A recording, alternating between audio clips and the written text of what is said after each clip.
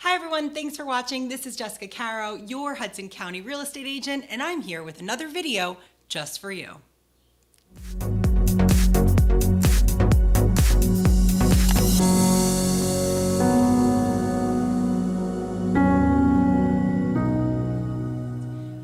In today's video, we're going to go over the top 10 questions you need to make sure you ask your real estate agent when purchasing a home. This video is going to be for buyers, not sellers though. We're going to do a separate video for them.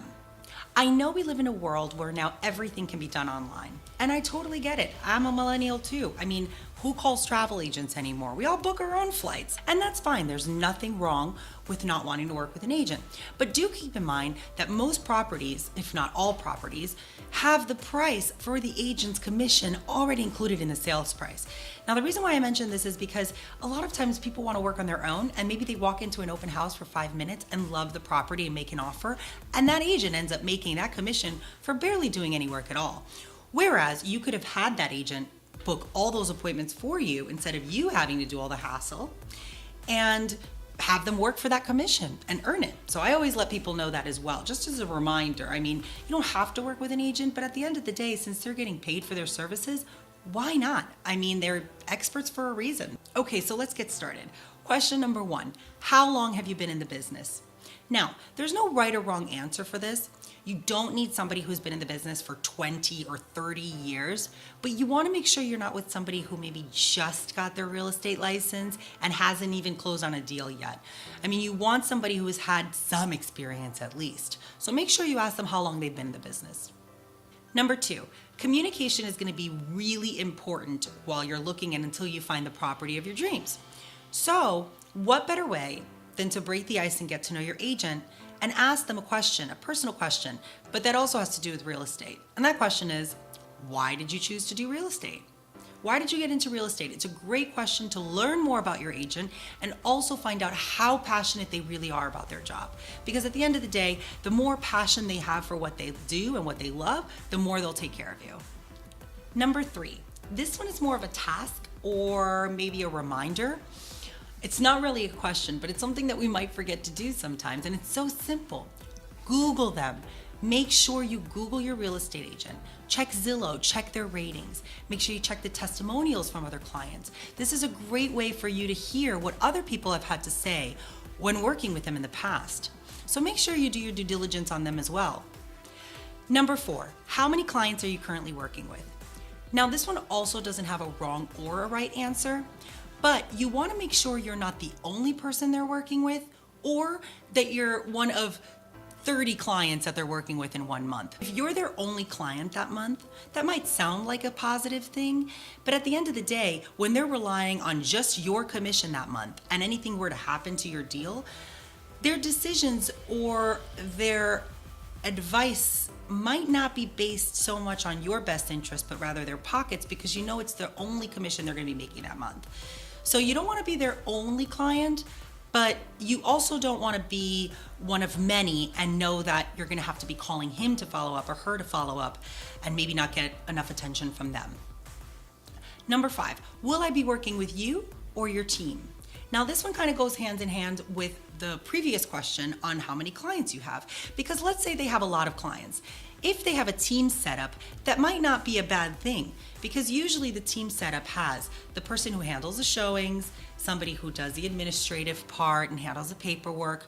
Then there's usually the face of the team who maybe brings in a lot of listings and normally handles negotiations or when things come down to the line with the buyers, or maybe they're buyers agents. So a lot of times you might think that you're working with the face of the company or the face of the team, but then you find out that you're working with somebody under them. And that's not necessarily a bad thing, but you just want to make sure you know this so you know who you're asking these questions to.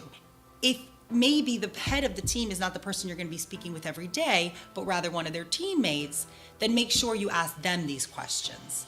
Number 6, what area do you primarily do business in? Now, this one is important for 2 reasons.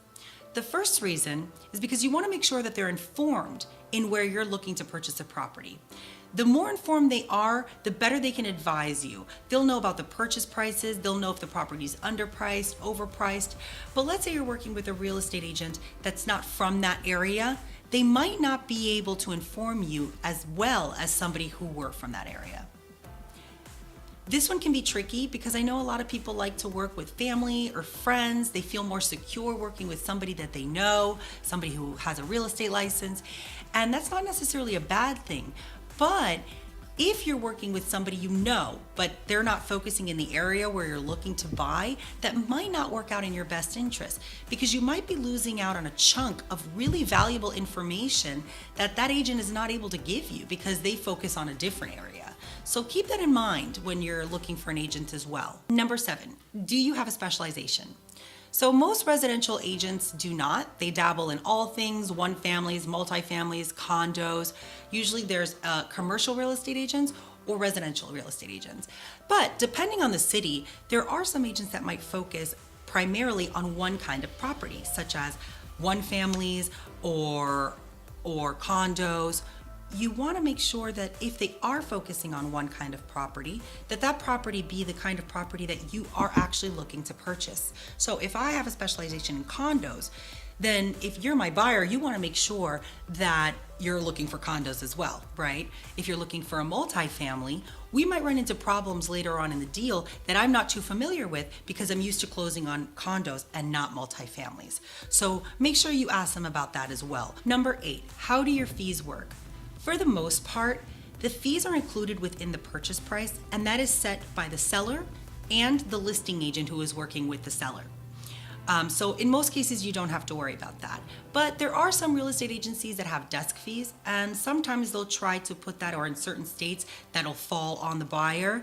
So just make sure you ask to clarify if there are any other fees that you should know about. It's also important to calculate the closing cost, the inspection of the property, and if an appraisal has to be done, well, usually that's sent by the mortgage lender, but just make sure you ask about all of those things. So ask them about their fees, but also ask them about the other fees that would come with purchasing that property as well, so you are very well informed and know exactly how much to put aside to make this deal work. Number 9, how will we be communicating? Now, this one is important for people who work a lot. Some people can only speak during the weekends. Some people prefer phone calls. Some people want texts. Some others want emails.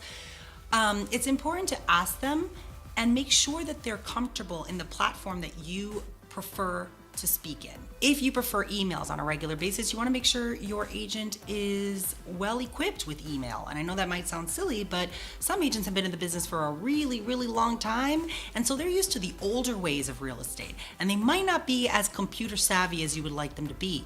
So that's why it's really important to find out what will be our communication. Is it going to be weekly? Is it going to be daily? Some people prefer to get random texts throughout the days. Other people do not want to be bothered with texts and just want to be called once a week with an update. So again, just clarify that, speak to them about it, and make sure you're both on the same page, because as I mentioned, you're going to be communicating a lot with your agent, at least until you find that right property and actually get your offer approved, which can take quite a few months.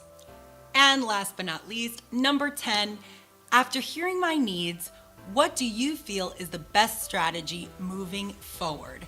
Now, I think this is a great question to end up on. And the reason why is because you're kind of putting your agent on the spot a little bit.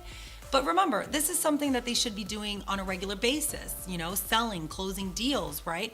So you want to make sure your agent had their gears turning while you were telling them what kind of property you were looking for. Remember, this isn't something they should have been doing just for the first time. So they should know this. They should know how they're going to be guiding you through this. So again, you're putting them on the spot, but it's a great way for you to know if this agent really knows what they're doing. So make sure you ask that question, and it's a great way to wrap up the interview too. Anyway, that's all I have for you guys today. Thank you so much again for watching. Don't forget to subscribe below and keep an eye out for new videos coming soon.